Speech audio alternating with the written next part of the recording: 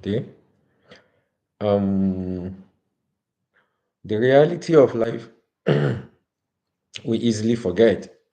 That's the problem. People easily forget.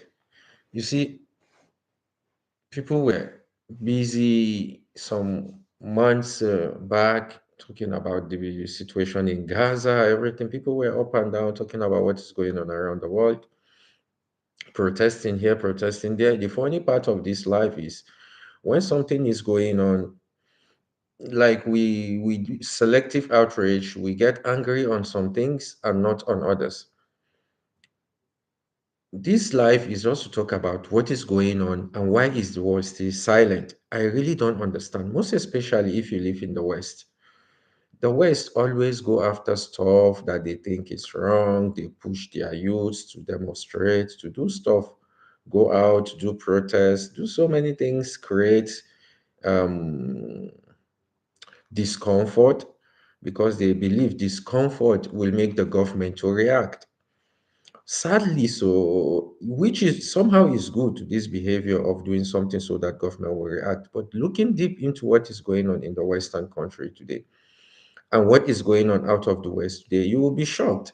Like people take the Gaza saga so serious that even here in Europe, in Italy, schools were closed. Like offices, people decide not to go to work to demonstrate about Gaza, which is very strange. And then now, people are dying far more in Iran. Like nobody is even talking about it. It's like the life of Iranians is nothing. Then you said, okay, why is Gaza life more important than the Iranian lives? Because when it was Gaza, everybody was talking, people were shouting, people were going up and down talking, blaming. The media is up and down talking about this issue, trying to push government to react just because it's Israel. That's what I conclude. Because if it has nothing to do with Israel, nobody cares. But because of like people have something against Israel, so they just have to like, okay, we must demonstrate, we hate Israel, let's show that Israel is bad. I'm not saying Israel is good or bad, it's not the argument. But your reaction is based on hate towards Israel, not because of love toward Gazans. That is the reality of what is going on in the West. You don't love the Gazans because if your protest is based on love towards Gaza or humanity as you claim, you will have reacted in what is going on in Iran or what is going on in some part of Nigeria or what's going on in Sudan, in Syria, in between Turkey and was the Armenians. So many things is happening. I'm not saying we should go around protesting, blocking everything. What I'm trying to say is the selective outrage is not making anything good for us. It's either we do it or we don't do it. Don't just come because tomorrow now, if Israel do something, the entire Europe will go on rampage trying to close everything to show Israel are bad. Then when Iran do it, nah, it's Iran. Iran can kill people. It's normal. If another country do it, it's normal. No, life is life. We have to respect life. We have to love life. So this is just the reality. Is either we talk about what is going on or we stop talking about what is going on. But selective outrage is wrong in all sense. So many things is still going on. See body bags in Iran. People were killed. So many people died. People are still dying, and everybody is silent. Like you look, like nothing is happening. It's like the air of peace has blown and is peace everywhere. Like everybody just keep quiet. Let the Iranians die. We don't care. Nah, no, if we talk when Gaza was being attacked, let's talk when Iranians are being attacked. Just talk. When we talk when it was happening in we were talking when it was happening when in people in Russia, Ukraine started, everybody was talking. And then everybody just like went dead, silent. And then people just start talking about Gaza, Gaza, because money was flowing. And now everybody went dead again. But Iran, no, let our Iranians to be. That's not good. And honestly, we need to change our attitudes. If we want peace in the world, all lives should matter. It's not like selective outrage. When it happened with some people, we go against it. When it happens with others, we just keep quiet. Then we don't want peace. We are just pretending. We are just doing it for the fun of it, for the love we have for some people, but not for humanity. That's my take on that issue. So, the world, let's say what's going on around the world. In Sardinia, in Italy, it's been raining since 1st of January. Like every day, it's rain, it's rain, it's rain. So, that's what's going on here. And people are going out of their minds because I honestly see people don't even care anymore in this life to see how they build. Western culture is destroying the Western, um, how will I put this? uh, the future, let's say, let's just use the word the future. The Western culture is destroying the future of Europe because they are adapting a culture that is not sweet for their own people, neither for their own economic growth, and then it's breaking their economy, and then they keep pretending like everything is okay. Western country, if they don't care, honestly, in 10 years to come, they will be running out, living, going back to Africa and other places because we people are not saying they don't want change, or are not saying you should not like get used to other people. That is not, because the world is always evolve, but you can't evolve if in 10 years you turn from A to Z. No, the world evolve gradually, but we come to this political method of of Western culture. They just want to change the world from A to Z, and that is what is happening, and that is why we are all suffering in the Western culture, adapting cultures. You see, what people will not accept, or people don't want to accept, or pretend is not true, is you can never have a good peace when you mix different cultures, different religion together. To have peace in such an environment, somehow you need a dictator. That is just the truth. Because if democracy, why you think America is going out of control? America is going out of control because they have bring in so many people into America, United States of America, different culture. Before, if you move to America, you adapt the English as your language and then live the American dreams. Now they bring in people who don't adapt. Rather, the people bring in their culture and want to live in America and create their own culture in America. And that is the biggest problem. That is why people are suffering. That is why people are dying. Because when you begin to bring in things, most especially culture that are not ready to adapt, what do you expect the end result to be? The end result is suffering. That is what is killing so many African countries. People may just talk like, now we can live together in peace and harmony. Everybody know it's a lie. You will always have conflicts as long as you have different people, different culture, different religion. There will always be a little bit of conflict, which is normal. It's just like you, your family, even within your family, because you are two different people, you have misunderstanding, you have conflicts, but it doesn't mean you are not family. That's the same thing. So there is no miracle. Western people want you to believe like you can live without this conflict. It's not possible. It's only possible when you just only one kind of people living in that place, practicing one religion.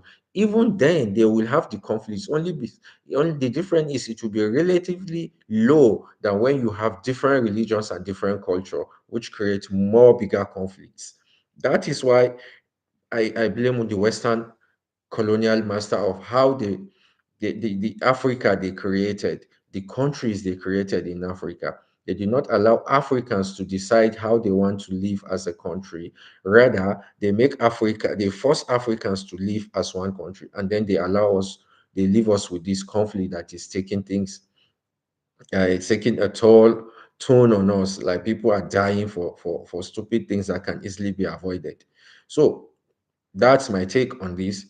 And I think the Europeans should begin to understand, open their minds. If they don't open their mind and understand the reality or pretend, the problem with Europeans, they will keep pretending like they don't understand. If anybody is coming to your house, he must adapt to how your house, the rules of your house. You can't come to my house with your own rules, then you are creating problem. That is what the Western country is today. People come as they want with their own rules and regulation, and then they want to control, they want the West to adapt, and then it creates the conflict. And then the end result of the conflicts are all these things that we see today. And that is what the Western country is doing, and that is where we are going, and that is the destruction of the Western country. If Western country don't change, I'm telling you, Western country is going to the to where it will not come back again, because mixing cultures and religion together thinking they will live in peace, you must need a dictator. If you don't have a dictator, democracy will never work it out. It will always be conflict, there will always be misunderstanding, and there will always be fight. Adapt, or if not, go away, then we have peace. So that's my take on this. Another thing is, we talk about my Nigeria. I've been seeing serious kidnapping going on in Kaduna in recent last week. Like in Kaduna, so many serious kidnapping I think is happened in Kajuru area or Jama, I don't remember. Like they kidnap people from church, like 100 and something people from church. And then I saw the, and again they kidnap people, I don't remember where. Like Kaduna just one day in 1 week they just go out of control, trying to be kidnapping people. Like kidnapping is coming back. I don't know. I don't really know the reason. I saw it today in the news. Like the army has attacked and then killed a lot of terrorists in Benue with military helicopter. So so many things, just because election is coming and so many people are out of control doing their I think because normally Nigeria, if election is close, people become crazy and start doing things. All this killing is growing. Kidnapping is like people wants to start kidnapping again. But thank God, I saw Tinubu in Turkey, trying to create security something. I don't remember the term. I don't remember the time, but they signed a memo of cooperation between Nigerian government and Turkey on security. Turkey is one of the top in drone production in the world. Even European countries are buying drones from Turkey. So it's still a good thing, because Turkey, in terms of military, Turkey, I think is the number one in when you talk of the entire Muslim country. Turkey is far ahead. Turkey is in another level. They have the arms, they produce arms, they even produce war jets. So it's a good business, because the problem why I think is a good business, Nigerian doing business with Turkey, even though Turkey somehow sponsor terror, because Turkey, apart from they do it for the business, they don't have all this rigid law like what the European Union are using against Nigeria anytime Nigeria is in difficulties. European Union, when Nigerians are in difficulties, wanted to buy arms, Europeans or America will just come out with some stupid stuff. Will tell you like Nigerian, there is human right abuse and stuff, and then they will not sell arms to the government.